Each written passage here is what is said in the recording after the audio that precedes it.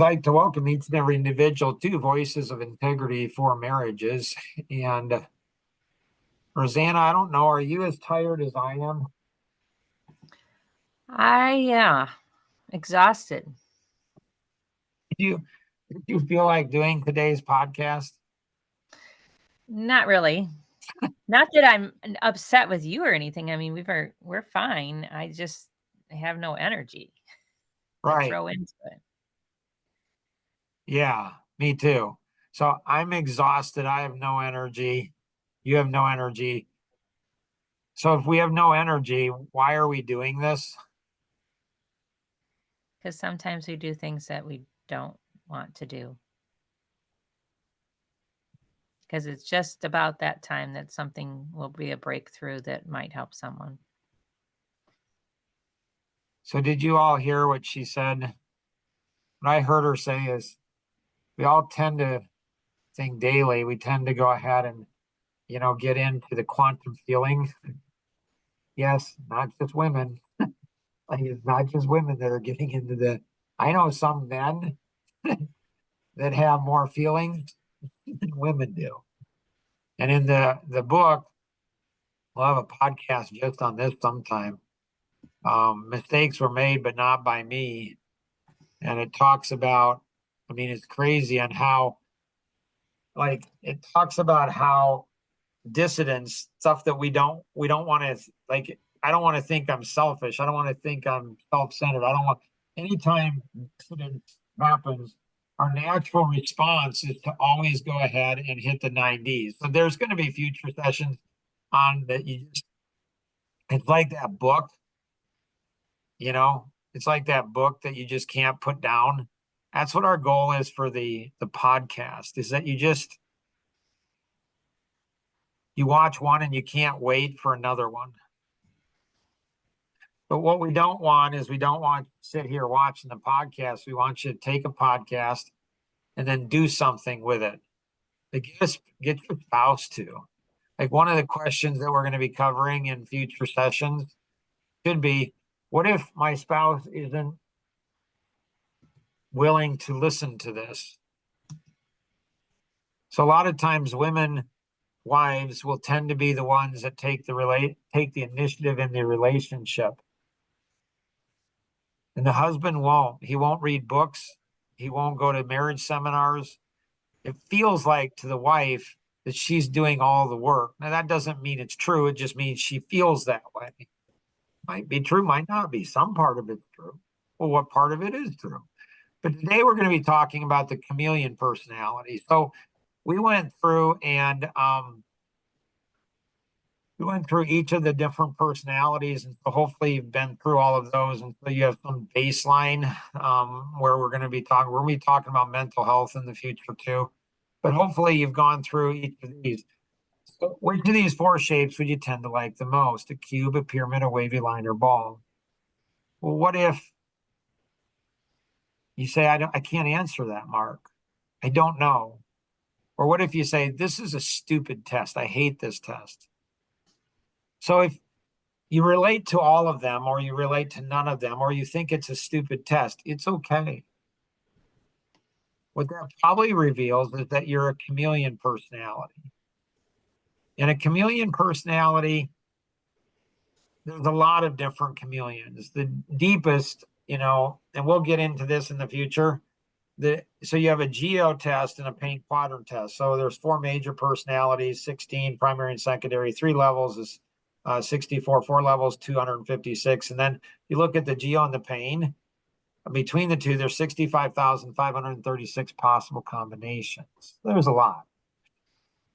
Now, the deepest inner quadrant personality might be a driver, like they choose a cube, pyramid, wavy line, or ball. And then but then they choose conflict with others, boring or not fun, out of control, and then out of order. It's the total opposite. Their geo and their pain quadrant test are totally opposite of one another. And so that's what's called a 55-55. There's actually 24 different 55-55s. And so when you when you look at this, if you chose a cube and a wavy line secondary or a pyramid and a ball, if you cross over, you're going to have more inner conflict, a lot. So I chose the pyramid and the cube. I'm going to have some inner conflict in that I don't like when things get out of control and I don't like when they're out of order. So do I want to do it fast? The driver does. Do I want to do it perfect? The analytic does. I like to do things fast and perfect. That's how my brain works. Fast and perfect, perfect and fast. So, that's what I want to do. And so this is what I want to do. And so there's all kinds, we all have inner conflict. Some have more inner conflict than another. And so we tend to like other people who are like us. We tend to fall in love with people who are opposite of us. And so if you ask my wife and I, are you guys, similar or opposite? She would immediately say opposite. I would, yeah, opposite. Everybody who knows this would say Mark and Rosanna, total opposites. Now, if somebody says, well, we're kind of similar, inner quadrant personalities tend to attract other inner quadrant personalities. Not always, but often. So you could have somebody that's an amiable driver personality.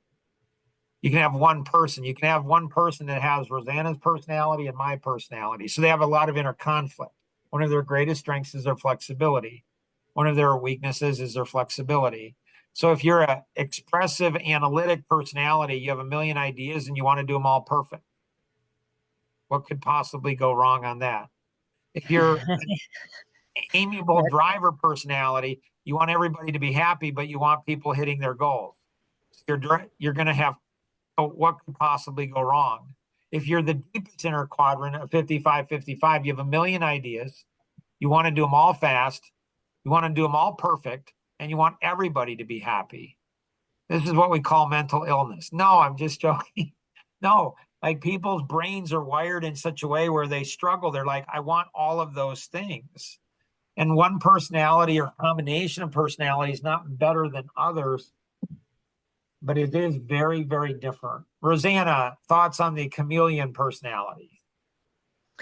Well, when you were saying that what could possibly go wrong with everything, if we're both in alignment, I think there are things that cause people to wonder, is what we're doing right, or are we questioning ourselves?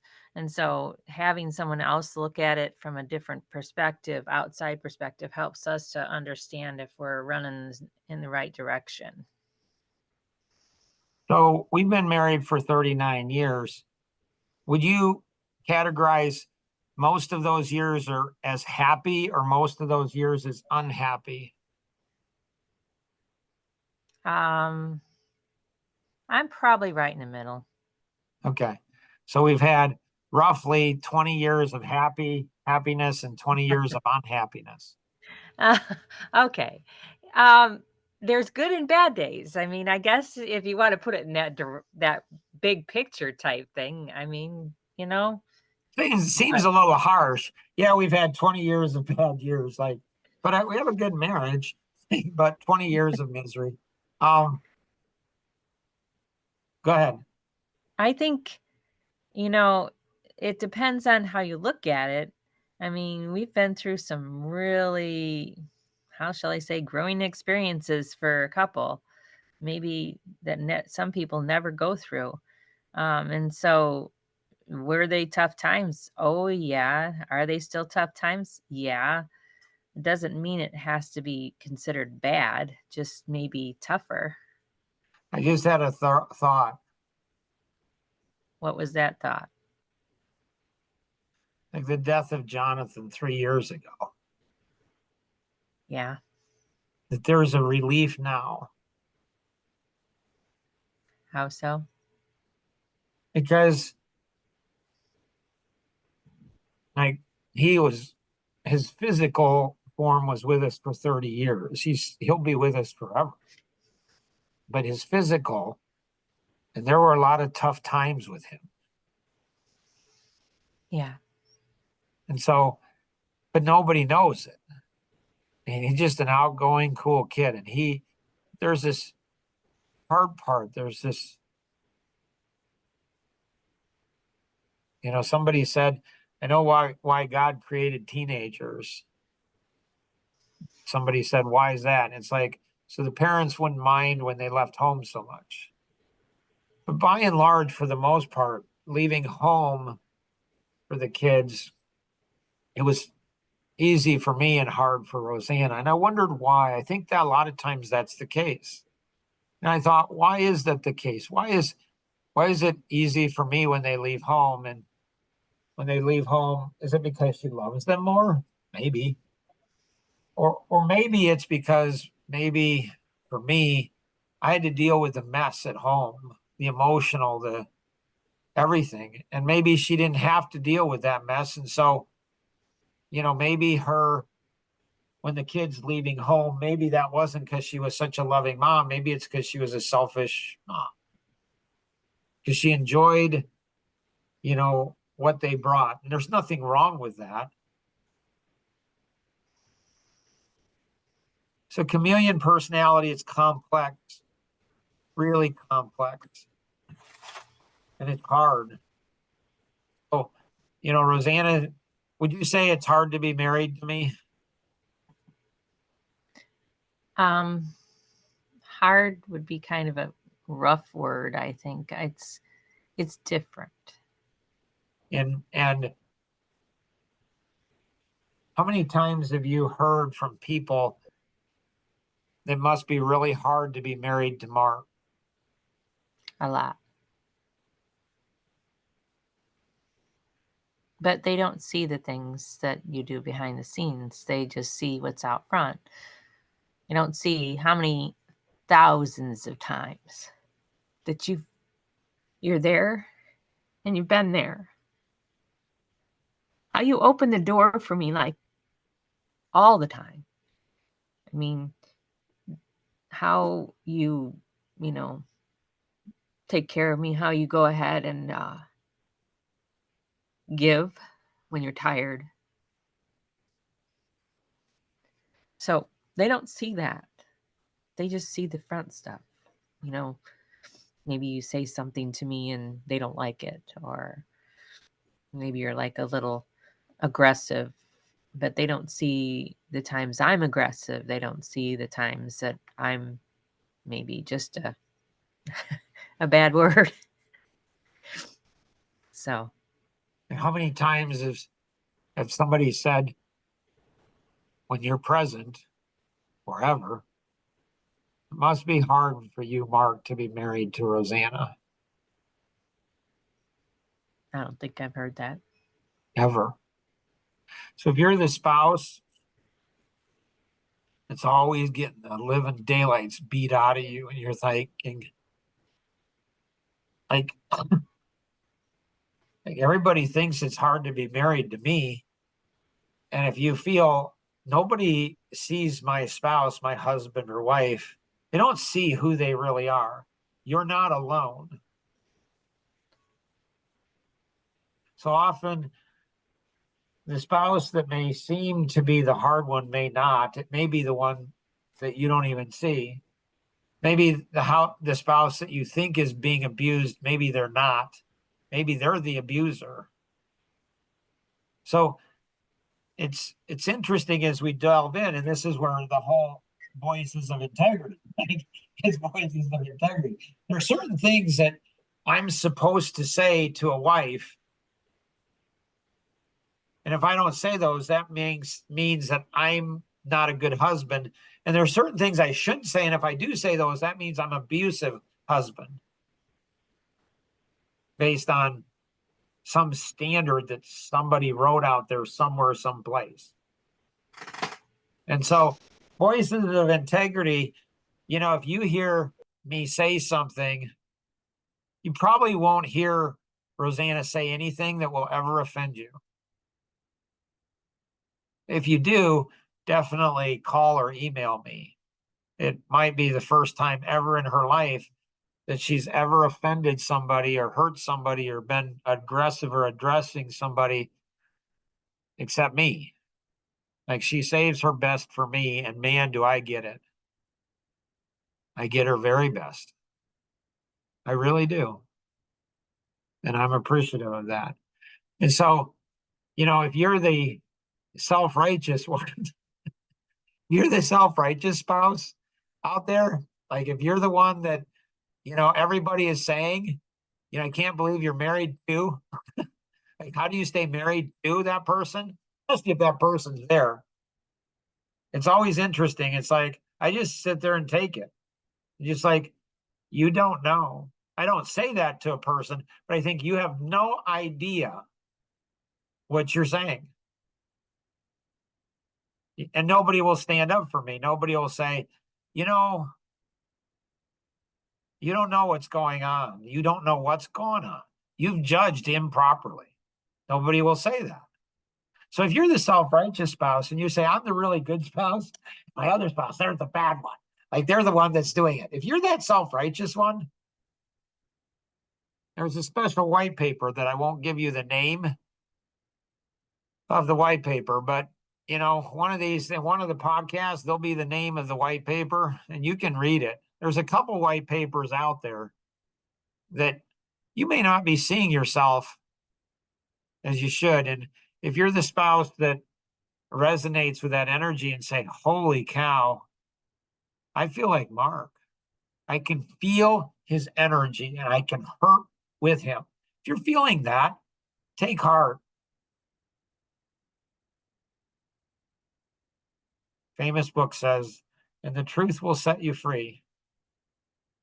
And you wonder, will the truth ever get out during my lifetime? And often we think it won't, but that's what Voices of Integrity, that's what it does. And so that was a great point to just talk about Life Masteries Institute. They're a nonprofit organization. They help facilitate so many of these different things. There's all kinds of podcasts and more growing. Podcasts with entrepreneurs, with business owners, with women, with young women, with men, with young men. That's this one, the podcast for marriages. There's podcasts for pastors, for addictions, for outliers, for police and law enforcement, for legacy partners, for mental health. There's new ones coming on soon online, podcasts for government employees, podcasts for medical professionals. So there's a whole bunch of them. And so if any of these resonate with you and you go in and the podcasts aren't running, like there's not podcasts there, they just need you. And you can be a host, a facilitator of it. And it's amazing. If you have any questions on anything we covered in today's session, feel free to connect with the individual who invited you to participate in today's session, or you can call toll free 888-230-2300, outside the US 630-393-9909. And always remember, we can accomplish so much more together than we ever could on our own. Have an amazing day. Bye-bye.